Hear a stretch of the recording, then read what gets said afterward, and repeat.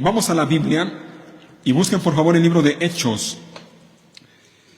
Vamos nuevamente al libro de los Hechos de los Apóstoles. Estamos en el capítulo 4 todavía. Vamos a ver hoy parte del capítulo 4 y parte del capítulo 5. ¿Ok? Hechos capítulo 4. Vamos a leer a partir del versículo 32, ahí del capítulo 4. Y vamos a llegar también a ver parte del capítulo 5. ¿Ok? Primero, vamos a leer al final del capítulo 4. Por favor, si ya lo tienen ahí listo, acompáñenme con la vista. Lo voy a leer y ustedes ahí síganlo. Dice la palabra de Dios, versículo 32. Todos los creyentes estaban unidos de corazón y en espíritu. Consideraban que sus posesiones no eran propias, así que compartían todo lo que tenían. Los apóstoles daban testimonio con poder de la resurrección del Señor Jesús, y la gran bendición de Dios estaba sobre todos ellos. No había necesitados entre ellos, porque los que tenían terrenos o casas los vendían y llevaban el dinero a los apóstoles para que ellos lo dieran a los que pasaban necesidad. Hasta ahí nada más. Hasta ahí. Si fuera yo uno de esos tantos hombres o mujeres que hay en la actualidad en muchos lugares que se hacen llamar pastores o pastoras o apóstoles o profetas, este texto que estamos viendo sería para mí una mina de oro que yo podría explotar para de esa manera hacerme de muchos bienes materiales, económicamente hablando. No lo voy a hacer, obviamente, y les ruego que oren por mí para que el Señor me guarde de esas cosas. Pero lo cierto es que pasajes como este han sido mal interpretados, mal enseñados, y pasajes como este son usados por muchos hombres y mujeres para manipular a personas así como ustedes, a congregaciones como esta, y hacerle creer a la gente que tienen que desprenderse o deshacerse de sus posesiones materiales y traerla a los pies de los apóstoles, como dicen, como lo hemos leído, para que ellos lo administren. No es así, y de antemano te lo voy a decir, creo que vale la pena aclararlo. Significa, lo que acabamos de leer, significa entonces que tú y yo tenemos que deshacernos de nuestras propiedades para darle a los que no tienen. ¿Tengo que vender mi casa? ¿Tengo que vender mi carro si es que tengo? ¿Tengo que vender mis posesiones con tal de ayudar a otros que no tienen? Lo cierto es que la Biblia no nos manda eso. Así que pueden estar tranquilos. La Biblia no nos manda a eso. Ahora sí, la Biblia nos manda a dar. Pero la Biblia nos manda a dar conforme nosotros lo disponemos, conforme nosotros lo queramos, no siendo manipulados ni siendo forzados a hacerlo. ¿Ok?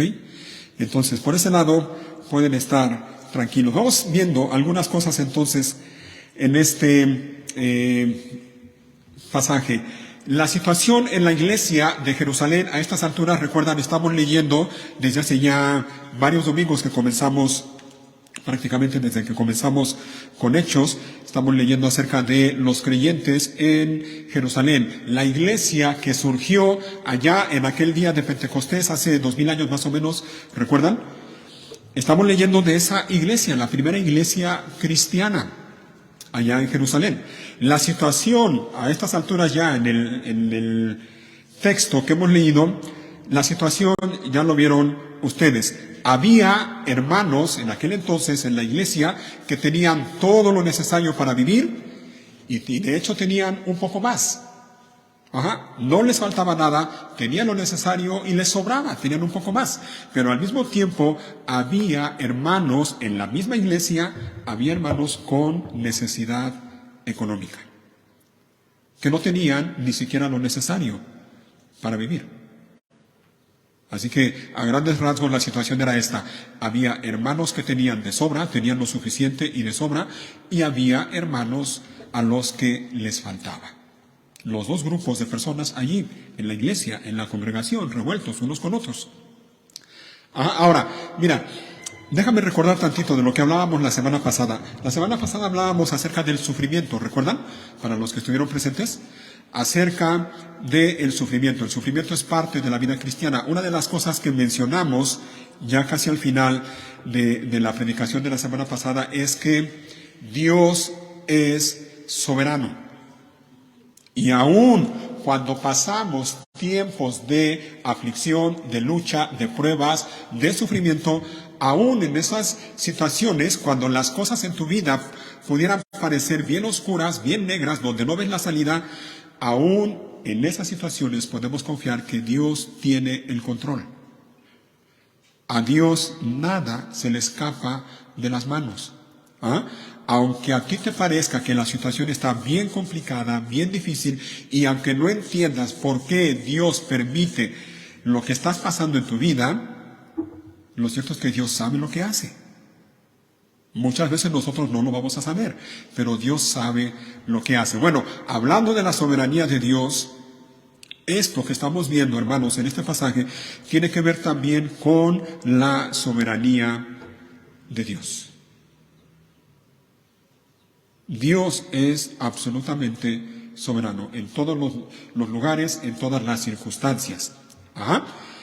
Y mira, cuando en una congregación o en X lugar hay gente que tiene mucho y hasta le sobra, pero al mismo tiempo hay gente que no tiene ni lo necesario o le falta para cubrir sus necesidades básicas, aún en esas cosas Dios es soberano. El mismo Dios soberano que tiene todo el mundo en sus manos, el creador y sustentador de todas las cosas, el mismo Dios soberano que tu vida está en sus manos, en momentos buenos o en momentos malos, ese mismo Dios soberano también decide quién tiene y quién no tiene, quién tiene más o quién tiene menos. Él voluntariamente y soberanamente, porque para eso es Dios, Él decide a quién le da y a quién no le da. Él decide cuánto le da a uno y cuánto le da a otro. Él es soberano y Él decide quién tiene y quién no tiene. Hay una parábola en los evangelios, creo que la mayoría de los que estamos aquí la conocen, se le conoce como la parábola de los talentos, ¿recuerdan? Un rey o un señor que mandó llamar a sus siervos, a 3 de ellos, y a cada uno le dio cierta cantidad de dinero. Ajá. Dice la Biblia, en la traducción de la Reina Valera, que ese rey a uno de sus siervos le dio 5 talentos. A otro le dio 2, nada más. Y al tercero le dio 1 solamente. ¿Te fijas? A uno le dio 1, a otro le dio 2 y a otro le dio 5. Lo que esa parábola nos enseña, entre otras cosas, es eso. Dios es soberano, Dios es el Rey soberano y le da a cada uno como Él quiere. No es como tú quieras, no es como yo quiero, es como Dios quiere. Porque Él es el soberano. Ahora mira, hay un pasaje que quiero que me acompañes a verlo.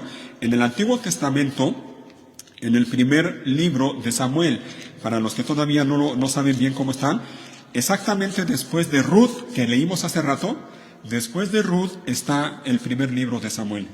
Busquen el primer libro de Samuel, capítulo 2.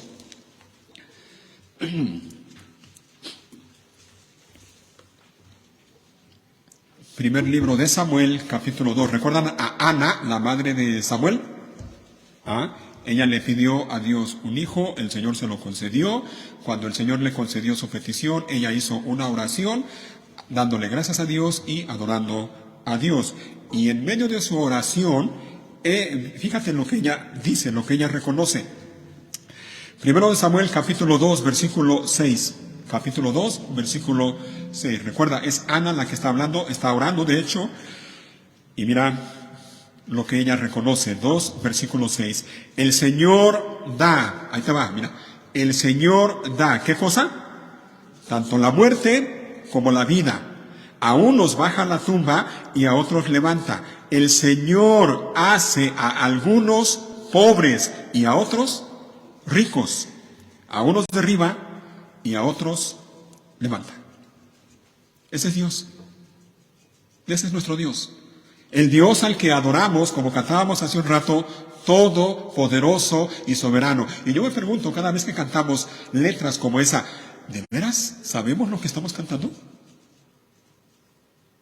Él es el Dios todopoderoso y soberano. Y recuerda, el hecho de que Él es soberano implica que Él hace lo que quiere, cuando quiere, como quiere, con quien quiere, porque para eso es Dios. Y no tiene que darle explicaciones a nadie.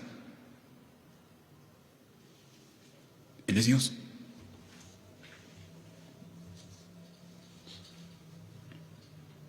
Así que Dios, en su voluntad soberana, ha establecido, Él lo ha decidido así porque Él es Dios, porque Él quiere, Él ha establecido que unos tengan más y otros tengan menos. Dios en su soberanía ha decidido, y voy a hablar ahorita ya, a dirigirme más directamente, Dios en su soberanía, hermano, hermana que estás aquí, óyelo bien, Dios en su soberanía ha decidido que tú tengas lo que tengas. Dios en su soberanía ha decidido que tú estés como estés.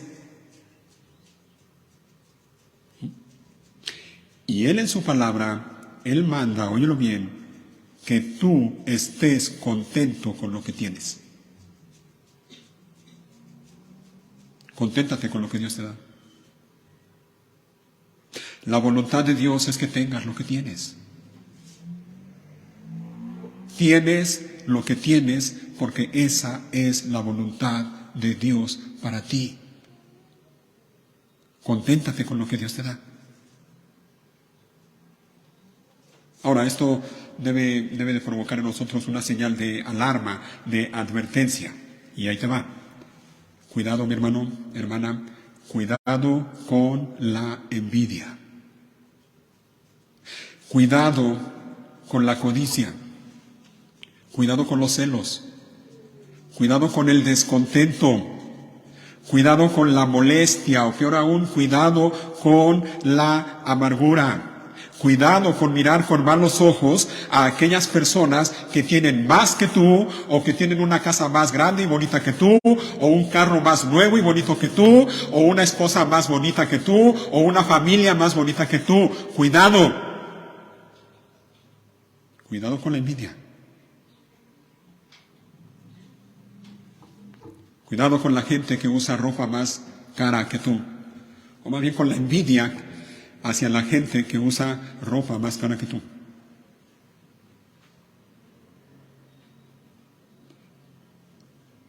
Porque la envidia nos va, si no sabemos manejar la envidia o los celos o el descontento, vamos a vivir amargados cada día de nuestra vida. Y nuestra vida va a ser una vida miserable y desdichada. ¿Has conocido personas así? Personas cuya vida es miserable porque son personas envidiosas. No se puede vivir de una manera alegre, contenta, si tu corazón está lleno de envidia o de celos hacia las personas que tienen más que tú.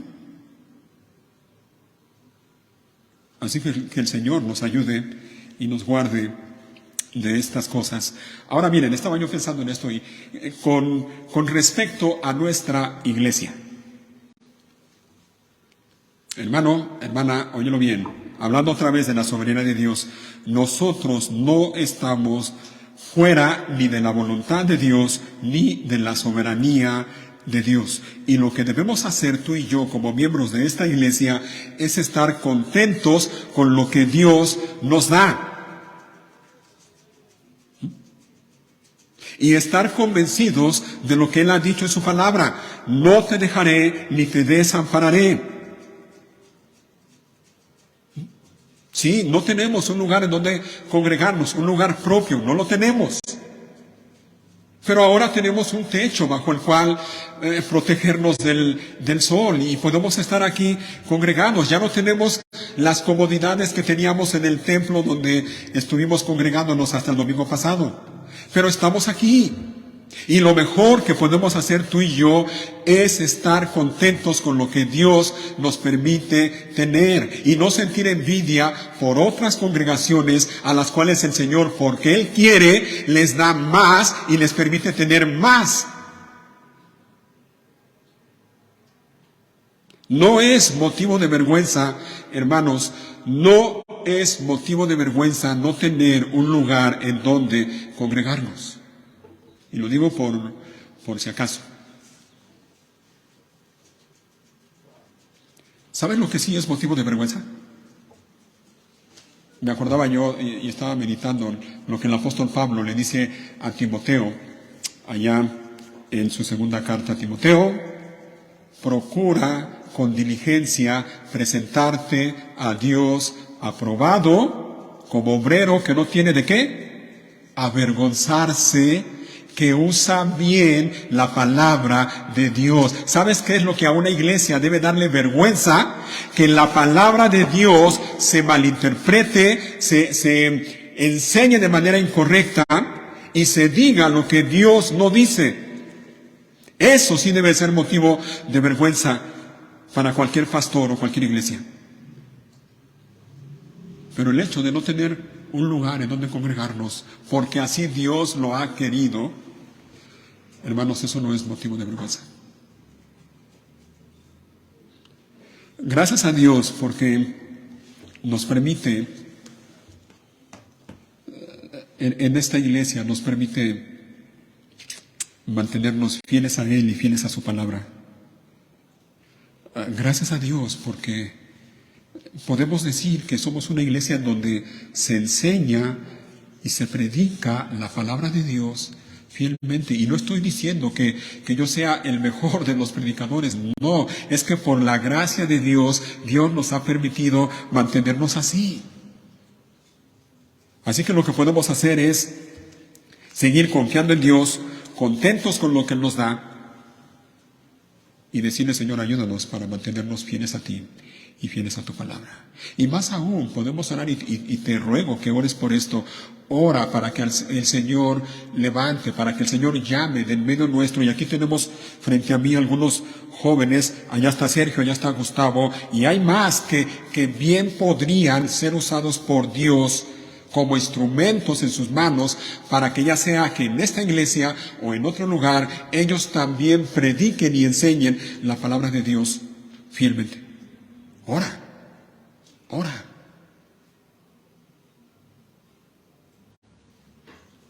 En esas cosas tenemos que poner atención. Si no tenemos un lugar bonito con comodidades y hasta con aire acondicionado, ¿te gustaría un lugar con aire acondicionado? De lujo, ¿no? Si no lo tenemos, a Dios sea la gloria. Y podemos seguir congregándonos así. Así que en la iglesia de Jerusalén había esa situación. Unos tenían lo suficiente y hasta de sobra, y había quienes no tenían lo suficiente y de hecho les faltaba. Regresen a Hechos, por favor.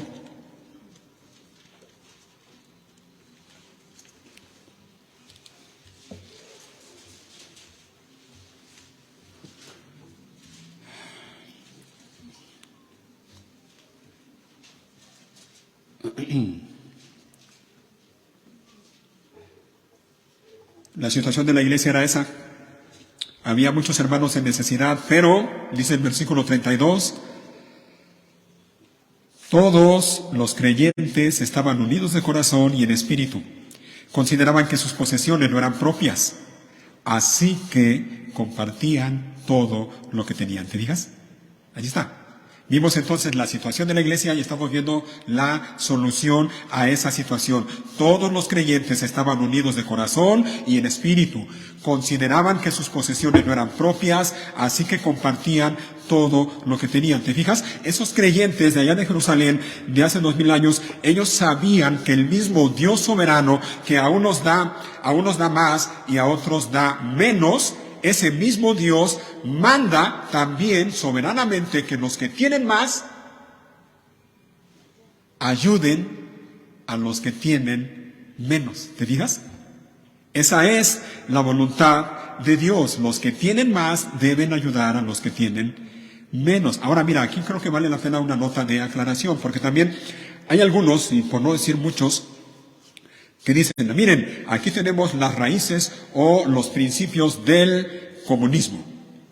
Y no, lo que estamos viendo aquí no es comunismo de ninguna manera. Lo que estamos viendo es cristianismo real, puro, sincero. Lo que estamos viendo es amor, amor real, amor puro, amor sincero, el amor ágape del que habla la misma palabra de Dios.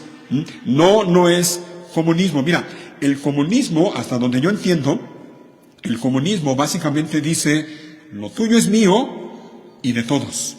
¿Tú quieres más? Entonces vamos a tomar de lo tuyo para darle a los que no tienen, para que todos estemos parejos, igual. Así que te quito a ti, que tienes mucho, para darle al que tiene poco.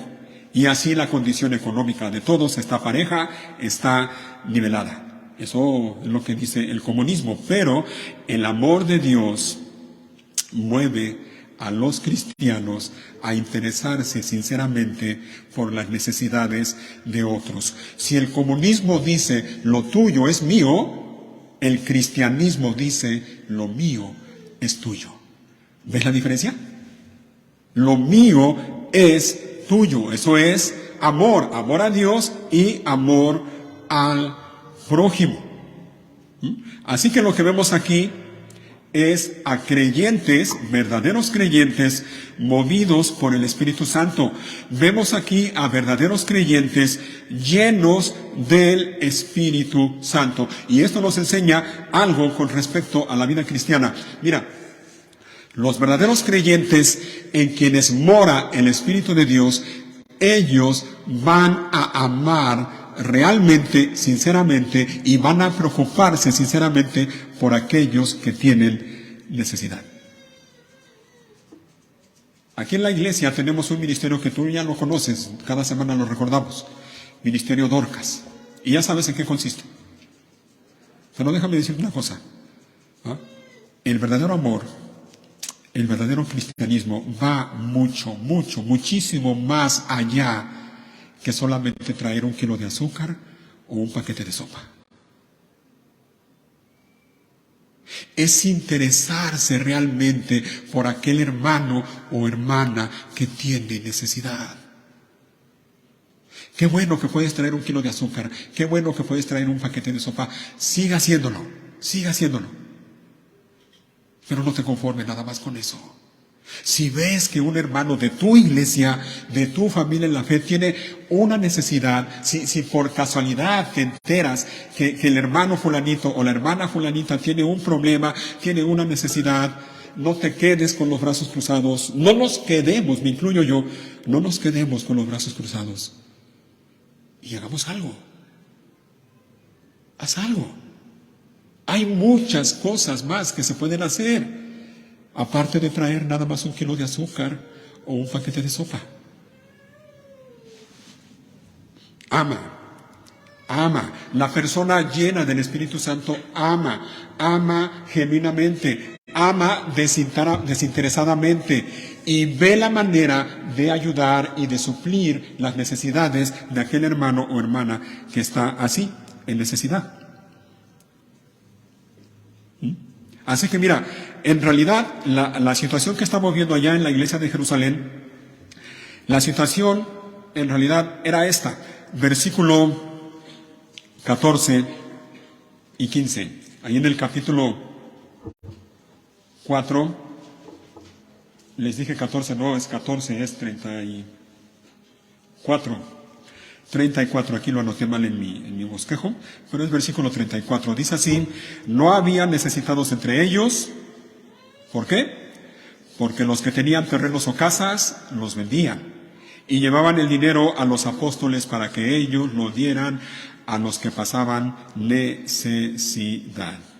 ¿Te fijas? Así que en realidad no había necesidad.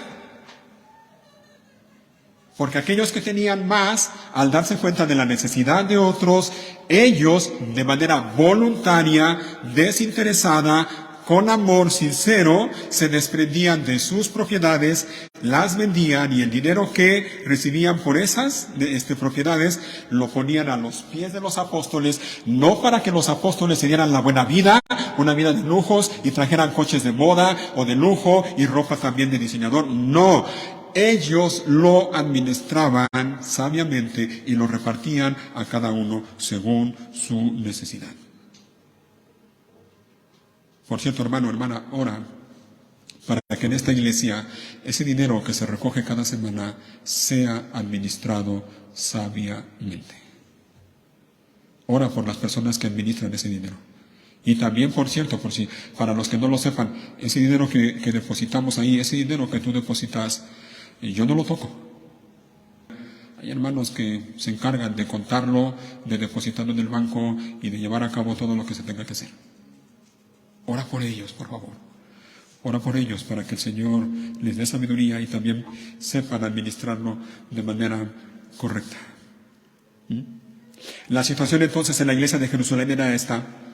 No había necesitados, dice el versículo 34, porque los que tenían propiedades los vendían para ayudar a los que tenían necesidad. Estoy parafraseando, ¿no? Y resumiendo también. Entre los hermanos de la iglesia de Jerusalén había un hombre, versículo 36. Y aquí Lucas, el autor de Hechos, nos pone el ejemplo de este hombre. Mira lo que dice el versículo 36. Por ejemplo, había un tal José. Me encanta cómo lo describe aquí Lucas. Un tal José, a quien los apóstoles le pusieron por sobrenombre Bernabé, que significa hijo de ánimo, o como lo traduce la Reina Valera, hijo de consolación. Él pertenecía a la tribu de Leví y era oriundo de la isla de Chipre. ¿Qué hizo este hombre? Versículo 32. No, 37, perdón, pero aquí la luz no me ayuda mucho y ya no veo los numeritos. Dice, vendió un campo que tenía y llevó el dinero a los apóstoles. Ahí tienes, a ese tal José, movido por el Espíritu de Dios. Un hombre, obviamente lleno del Espíritu Santo, que al ver la necesidad de algunos de sus hermanos, este hombre no lo dudó y de manera voluntaria, sin que le exigieran nada, sin que lo manipularan, él vendió una propiedad que tenía con el único propósito de ayudar a quienes tenían necesidad. ¿Por qué lo hizo? ¿Por qué lo hizo? No tenía que hacerlo. No había un mandamiento que lo obligara a hacerlo. Los apóstoles no habían impuesto eso de que quienes tuvieran alguna propiedad la vendieran y bueno, ese dinero lo usaran para ayudar a los que tuvieran necesidad. No, José no tenía que hacerlo, pero lo hizo. La pregunta es, ¿por qué lo hizo? ¿Ah? Hay un versículo aquí mismo en el libro de Hechos que nos va a dar una clave y quiero que me ayudes a buscarlo. Mira, en el libro de Hechos, capítulo 11, nada más avanza unas páginas, capítulo 11 y versículo 24. ¿Recuerdas el sobrenombre que le habían puesto los apóstoles a ese tal José? Bernabé. Ahora mira lo que dice aquí mismo Lucas de ese mismo Bernabé. Capítulo 11, versículo 24. Bernabé era un hombre, ¿cómo dice? Bueno, lleno del Espíritu Santo y firme en la fe. Y mucha gente llegó al Señor. ¿Te fijas cómo describe Lucas a Bernabé? Un hombre bueno, lleno del Espíritu Santo y firme en la fe. Cuando dice que era bueno, se refiere a que por la obra del Espíritu Santo que moraba en él, ese tal José era un hombre bueno, es decir, hacía cosas buenas y las hacía con motivaciones buenas, pero las hacía movido por el Espíritu Santo que moraba en él. Ese tal José del que estamos leyendo hizo lo que hizo porque se consideraba parte de la iglesia. Él se sabía parte de aquella iglesia. Él sabía que aquellos hombres y mujeres que estaban en necesidad eran sus hermanos y hermanas, a los cuales él sabía que tenía que ayudar. Él se consideraba parte de la iglesia, amaba a sus hermanos, y cuando vio la necesidad de algunos de ellos, hizo lo que ya vimos que hizo. Lo hizo movido por el amor a sus hermanos, pero sobre todo lo hizo movido por el amor a Dios. Ese tal José del que estamos leyendo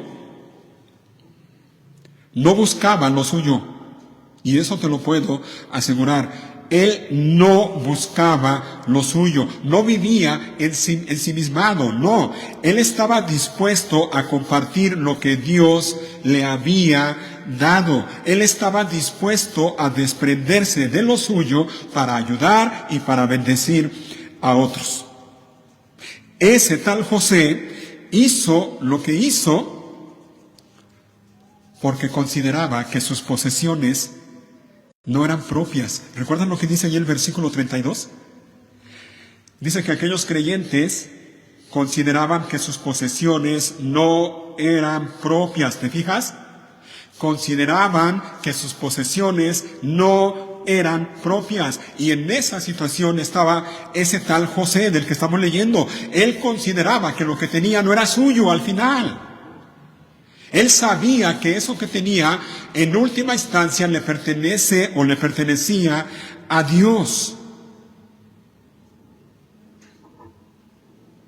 Así que compartió lo que tenía, lo que Dios le permitía tener.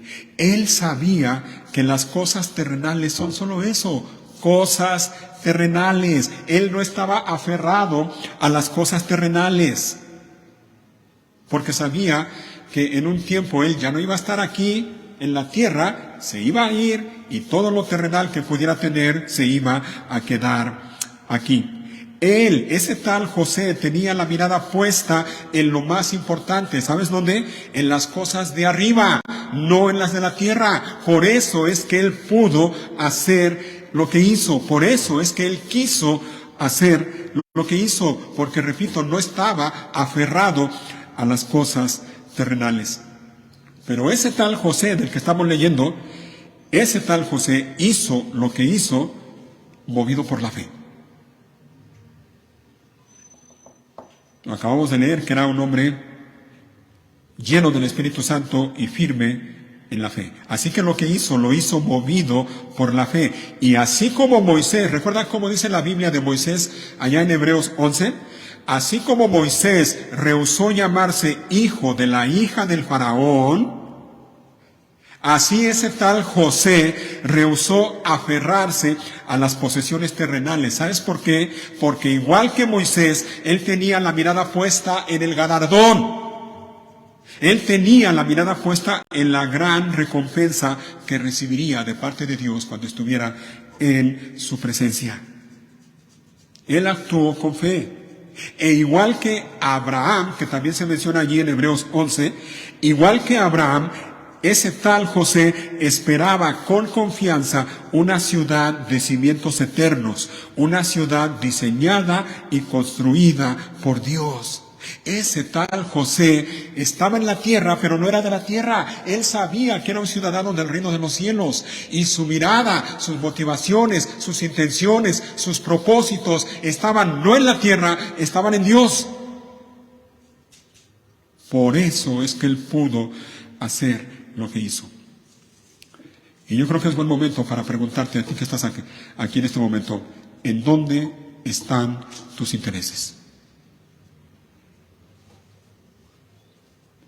¿En dónde está tu mirada? ¿En dónde están tus motivaciones? ¿En dónde están tus propósitos? Recuerda, el Señor Jesús nos enseñó a orar de esta manera: Padre nuestro que estás en los cielos, santificado sea tu nombre, venga tu reino, hágase tu voluntad. ¿Te fijas? Tu nombre, tu reino, tu voluntad. ¿Es eso lo que buscas? ¿Es eso lo que buscas? ¿El nombre de Dios, su reino o su voluntad?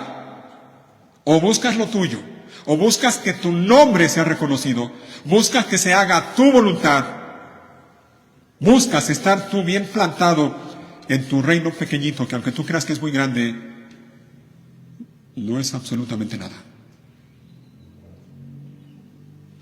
Oh, hermanos, tenemos en este tal José, tenemos un ejemplo bien tremendo para imitar. Imita a hombres como ese tal José. Y sabes, ese tal José recibió la aprobación de Dios.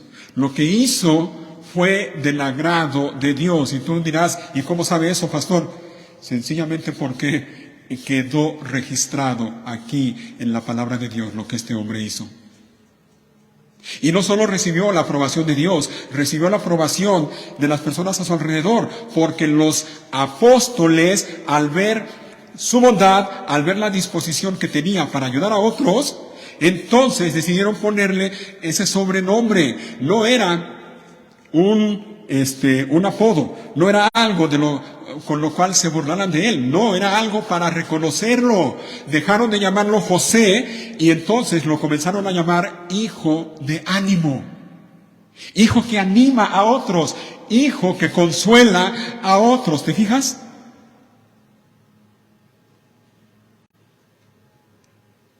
Ese tal José buscó bendecir a otros y él fue bendecido. Recibió la aprobación de Dios. ¿Te fijas? No estamos obligados a vender nuestra casa o nuestras posesiones, pero como cristianos somos llamados a imitar a hombres como este tal José. Imítalo.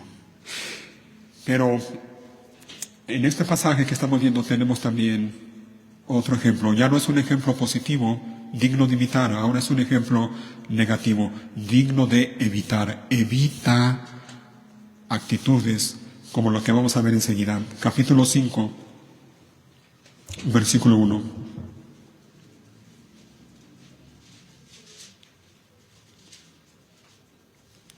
Había cierto hombre llamado Ananías, quien, junto con su esposa Zafira, vendió una propiedad. ¿Te fijas? Este hombre también vendió una propiedad. Versículo 2. Y llevó solo una parte del dinero a los apóstoles, pero afirmó que era la suma total de la venta. Con el consentimiento de su esposa, se quedó con el resto. Entonces Pedro le dijo, Ananías, ¿por qué has permitido que Satanás llenara tu corazón? Le mentiste al Espíritu Santo y te quedaste con una parte del dinero. La decisión de vender o no la propiedad fue tuya. Y después de venderla, el dinero también era tuyo para regalarlo o no. ¿Cómo pudiste hacer algo así? No nos has mentido a nosotros, sino a Dios. En cuanto Ananías oyó estas palabras, cayó al suelo y murió. Todos los que se enteraron de lo sucedido quedaron aterrados. Después, unos muchachos se levantaron, lo envolvieron en una sábana, lo sacaron y lo enterraron. Como 3 horas más tarde entró su esposa, sin saber lo que había pasado. Pedro le preguntó, ¿fue este todo el dinero que tú y tu esposo recibieron por la venta de su terreno? Sí, contestó ella. Ese fue el precio. Y Pedro le dijo, ¿cómo pudieron ustedes dos siquiera pensar en conspirar para poner a prueba al Espíritu del Señor de esta manera? Los jóvenes que enterraron a tu esposo están justo afuera de la puerta. Ellos también te sacarán cargando a ti. Al instante, ella cayó al suelo y murió. Cuando los jóvenes entraron y vieron que estaba muerta, la sacaron y la enterraron al lado de su esposo.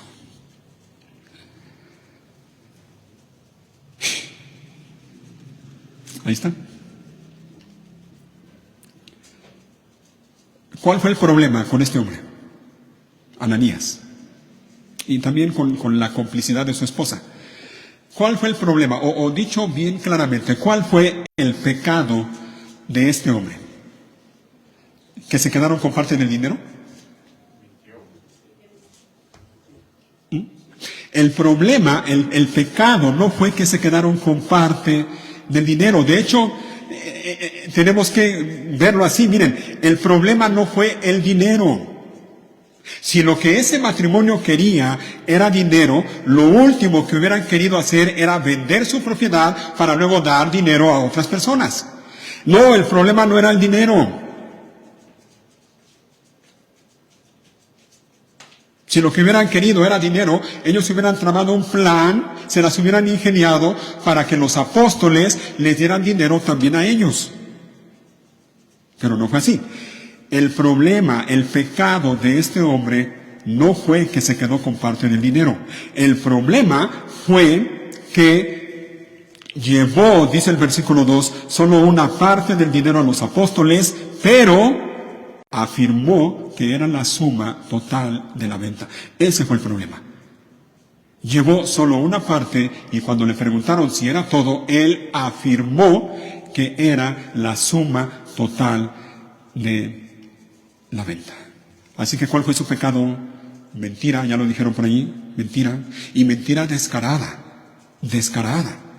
Yo me imagino a Ananías, cuando Pedro le preguntó, oye Ananías, ¿de veras? ¿Seguro? ¿Esto fue todo lo que te dieron? Sí, fíjate, sí, eso, ya sabes cómo está la situación, nada más me dieron eso. Mentira descarada, pero sobre todo, aparte de mentira, hipocresía. Y aquí es donde quiero yo poner un poco más de énfasis. Hipocresía. Aparentar que sus motivaciones eran buenas. Aparentar que les interesaban los hermanos necesitados, cuando en realidad lo único que les interesaba a ellos era quedar bien delante de la gente. Probablemente, mire, no lo puedo asegurar, pero probablemente cuando esta pareja, ese hombre llamado Ananías con su mujer, cuando vieron cómo los apóstoles y la iglesia estaban ahí elogiando a ese tal José que vendió una propiedad que tenía y dio el dinero para ayudar a los pobres, y cómo los apóstoles lo tenían en gran estima y hasta le pusieron un sobrenombre, hijo de ánimo. Probablemente cuando Ananías y Zafira vieron eso, ellos se llenaron de envidia. A ver, ¿por qué él sí y yo no? ¿Por qué a él lo llenan de elogios y a mí no? ¿Por qué a él le aplauden y a mí no? ¿Por qué a él le reconocen lo que hace y a mí no? Yo también quiero que me aplaudan, yo también quiero que me reconozcan, yo también quiero que me aplaudan y que me feliciten.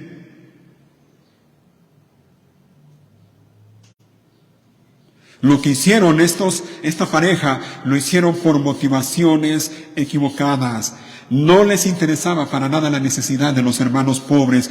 Lo que les interesaba era quedar bien delante de la gente. Era que la gente los admirara. Era que la gente los aplaudiera. Que la gente les diera una palmadita en la espalda y le dijera, qué bueno mi hermano, qué bueno. Felicidades. Hermano, hermana, oye bien, cuidado con la hipocresía. Y lo voy a decir más claro, cuidado con la hipocresía en la iglesia. Cuidado con la doble cara. Cuidado con las máscaras. Cuidado con las malas intenciones. Cuidado con las malas motivaciones. ¿Sabes por qué? Porque estamos delante de la presencia del Dios vivo y soberano. Y delante de Él no podemos esconder absolutamente nada. Nada. Dice la Biblia en Hebreos capítulo 4, versículo 13, no hay nada en toda la creación que esté oculto a Dios. ¿Te fijas? Nada. En toda la creación no hay nada que esté oculto a Dios. Y dice más, todo está desnudo y expuesto ante sus ojos. Y es a Él a quien rendimos cuentas. ¿Te fijas? No, óyelo bien, no hay nada que tú ni yo podamos esconder delante de Dios. Nada. Todo está desnudo y expuesto ante sus ojos. Dios ve lo que hacemos, pero Dios también ve las motivaciones que tenemos para hacer lo que hacemos. En otras palabras, Dios ve lo que haces, pero también Dios ve por qué lo haces. Y Dios ve lo que no haces, pero también ve las motivaciones de por qué no lo haces. Dios ve lo que dices, pero también ve las motivaciones por las cuales dices lo que dices. Dios ve cuando te quedas callado y también ve las motivaciones en tu corazón para quedarte callado. Cuando muchas veces debías abrir la boca y decir algo y te quedas callado. Dios lo ve. ¿Por qué lo hicieron Ananías y Zafira? Ya vimos lo que hicieron. ¿Por qué lo hicieron? ¿Sabes por qué? La respuesta está en el versículo 3. Le pregunta Pedro a Ananías, Ananías, ¿por qué has permitido que Satanás llenara tu corazón? Ahí está. ¿Sabes por qué lo hicieron? ¿Sabes por qué lo hizo Ananías? Porque Ananías permitió que Satanás llenara su corazón. Repito, Ananías permitió que Satanás llenara su corazón. Y esto también es una advertencia para ti y para mi hermano, hermana, cuidado, cuidado, porque ¿sabes lo que dice la Biblia? Que nuestro adversario, el diablo, como león rugiente, anda alrededor buscando a quien devorar. Cuidado. Cuidado porque Satanás anda alrededor de tu vida, de tu matrimonio, de tu familia, y lo que quiere es devorarte. Y si no te puede devorar, por lo menos te va a dar una zarandeada como a trigo.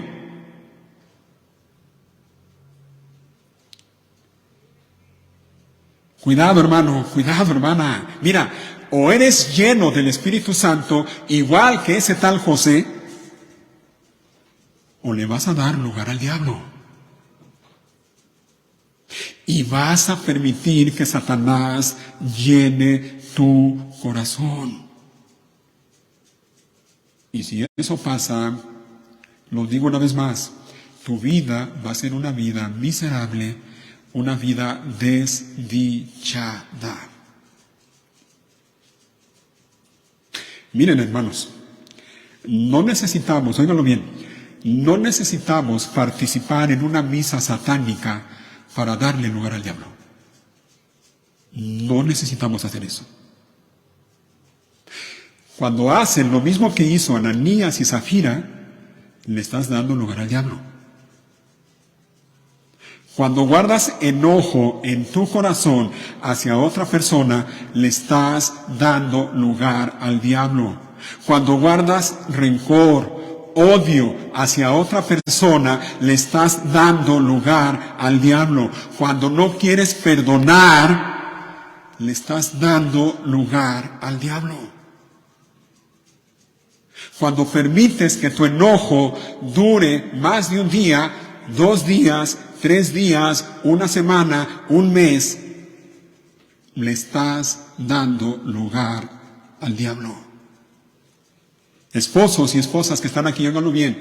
Cuando permiten que su enojo, y pasa, muchas veces nos enojamos, el esposo con la esposa por diferentes razones. Cuando permites que ese enojo dure más de un día, es decir, que dure de un día para otro, y no haces lo necesario para reconciliarte con tu esposo o con tu esposa, le estás dando lugar al diablo. Hombres casados que están aquí, óiganme bien. Cuando coqueteas con una mujer que no es tu esposa, le estás dando lugar al diablo. Y lo mismo es con las hermanas casadas, Hermana casada, cuando coqueteas con un hombre que no es tu esposo, le estás dando lugar al diablo. Y podemos decir un montón de cosas así. No necesitamos participar de una misa satánica para darle lugar al diablo. Son cosas como esta. Esas cosas reflejan lo que hay en tu corazón. Esas cosas reflejan si de veras estás lleno del Espíritu Santo, si vives, si te mueves bajo la dirección del Espíritu Santo o no. Ananías y su esposa hicieron esto porque permitieron que Satanás llenara su corazón. Ahora, la siguiente pregunta es ¿para qué? Ya vimos por qué lo hicieron. La siguiente pregunta es ¿para qué? Ya lo comenté brevemente, pero lo voy a decir una vez más. Ellos lo hicieron para llamar la atención sobre sí mismos. Es lo que querían, llamar la atención de la gente sobre sí mismos. Su propósito no era bueno, sus intenciones no eran buenas. Y no eran buenas porque sus motivaciones no eran buenas. Su motivación no era ayudar a los que tenían necesidad, no. Su motivación no era bendecir a los hermanos necesitados, no. Su motivación era recibir aplausos. Ananías quería ser reconocido. Ananías quería ser aplaudido, quería ser alabado, igual que aquel tal José. En realidad él no estaba ofrendando. Cuando vendió esa propiedad y llevó esa parte del dinero a los apóstoles, en realidad él no estaba ofrendando. Lo que estaba haciendo era tratar de comprar la admiración de la gente. Es lo que estaba haciendo. Eso no se le puede llamar ofrenda. No es ofrenda.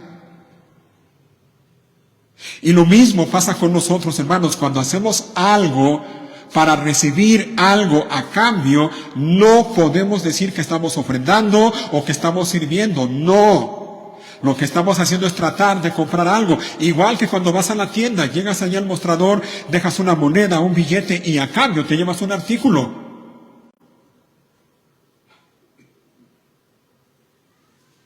Así que la pregunta es para ti y para mí. ¿Qué de ti? ¿Ofrendas?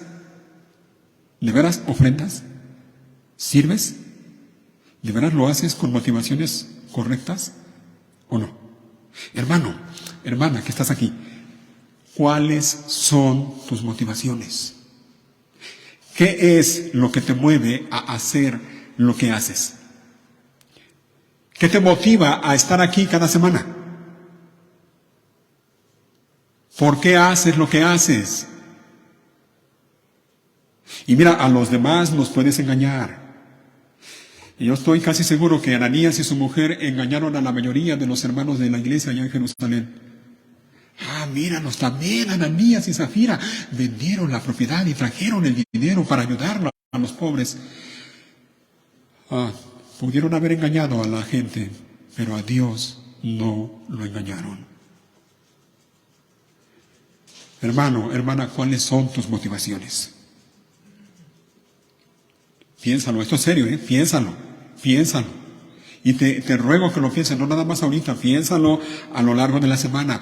¿Por qué haces lo que haces? Cuando ayudas, ¿para qué ayudas? ¿Para qué? ¿Para que la gente reconozca lo que haces? ¿Para que la gente te aplauda? ¿Para que la gente te dé gracias? ¿Para qué lo haces? Hermanos del grupo de la música, óiganlo bien, hermanos jóvenes del grupo de la música, ¿por qué están aquí? ¿Para qué hacen lo que hacen aquí? ¿Para qué cantan? ¿Para que la gente los admire? ¿Vienen aquí para que la gente venga y los vea cómo cantan? Los que tenemos el privilegio de servir en la iglesia, ¿para qué hacemos lo que hacemos? Hermano, cuando ofrendas, y tú lo sabes, aquí nunca te vamos a obligar a que des. Pero cuando das, ¿para qué das? ¿Por qué das? ¿Das esperando que los demás vean que te paras y das? Cuidado, hermano, cuidado con querer ser reconocido, cuidado con querer ser admirado, cuidado con querer ser aplaudido. Cuidado con ese deseo, y lo tenemos, si tú eres honesto vas a reconocer que lo tienes.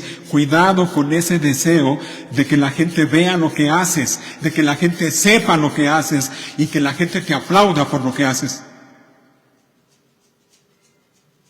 Pero también cuidado con ese sentimiento de descontento, ese sentimiento de molestia cuando la gente no reconoce lo que haces.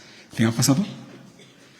Cuando haces algo y esperas que la gente lo reconozca y no recibes ningún reconocimiento y te sientes mal, ¿no? Y hasta te enojas y te molestas. ¿Y de qué sirve que yo haga esto si ni me lo reconocen? Ni siquiera me dan las gracias. Cuidado con eso, hermanos. Cuidado, óyelo bien. Oye bien esto. La iglesia no es un lugar en donde sentirse importante. La iglesia no es un lugar en donde sentirse importante. La iglesia no es un lugar en donde venir y lucirse. La iglesia no es un lugar en donde buscar aplausos. La iglesia no es un lugar en donde buscar reconocimiento ni aprobación. Y me temo, y más bien puedo asegurarlo, muchos se han ido de esta iglesia por eso. Porque no han encontrado ni el reconocimiento, ni la admiración, ni los aplausos que ellos esperan.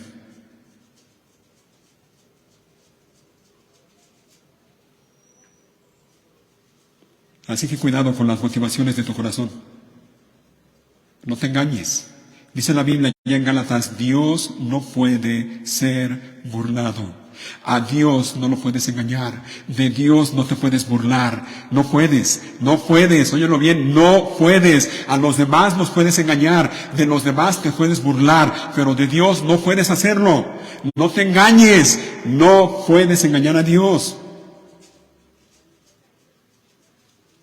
Mira lo que dice Jeremías, ya estamos terminando.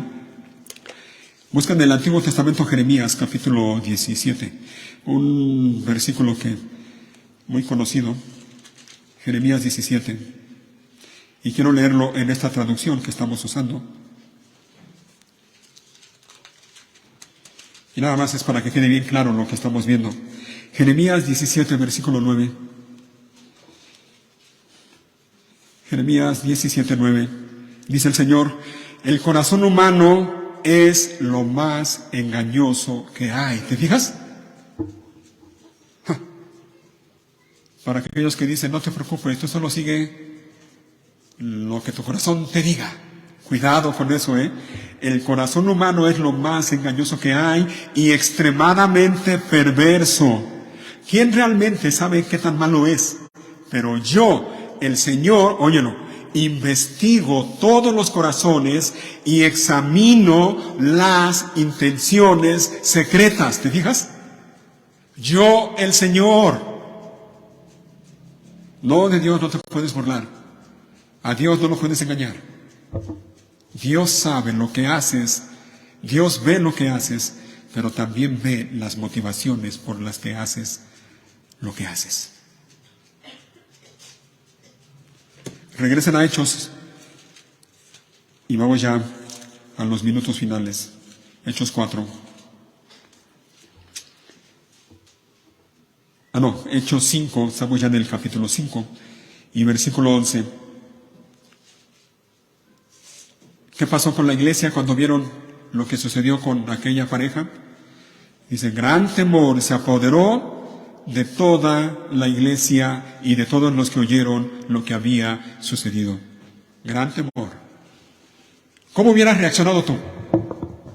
Imagínate la escena, ¿cómo hubieras reaccionado tú? De repente ves por ahí en la calle que van cargando a un muerto. Y preguntas, oye, ¿quién se murió? Oye, ¿qué crees que fue Ananías? Se murió Ananías. ¿De veras? Sí. ¿Y por qué se murió? Pues Dios le quitó la vida. Dios lo mató. ¿De veras? Oye, pues ¿qué hizo? Y cualquiera de nosotros pensaríamos en un pecado así bien escandaloso, bien grande, ¿verdad? ¿Te fijaste cuál fue el pecado de Ananías? Malas motivaciones en su corazón. Hermano, esto que estamos viendo debe causar la misma actitud en nosotros que causó en aquellos creyentes en aquel día.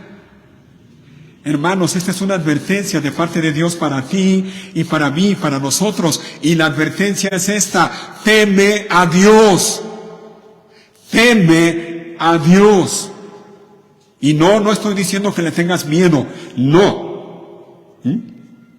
Me refiero a lo que la Biblia llama temor de Dios.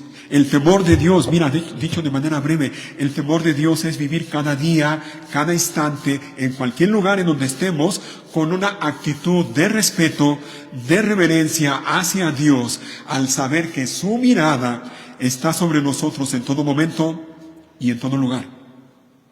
Y al saber que Él ve todo lo que hacemos, pero también ve por qué lo hacemos. Ese es el temor de Dios, es vivir con la conciencia cada día de que la mirada de Dios está sobre nosotros en todo momento y delante de Él no podemos esconder absolutamente nada, nada. Él conoce hasta los pensamientos más íntimos, más escondidos que puedas tener en tu corazón. Él todo lo ve. Debemos de vivir cada día con temor de Dios. El temor de Dios nos recuerda constantemente lo que dice el Salmo 115, no a nosotros, oh Señor, no a nosotros, sino a tu nombre sea la gloria. El temor de Dios nos va a llevar a vivir con esa actitud, de esa manera, a no desear la gloria para nosotros, sabiendo que la gloria le pertenece solo a Dios.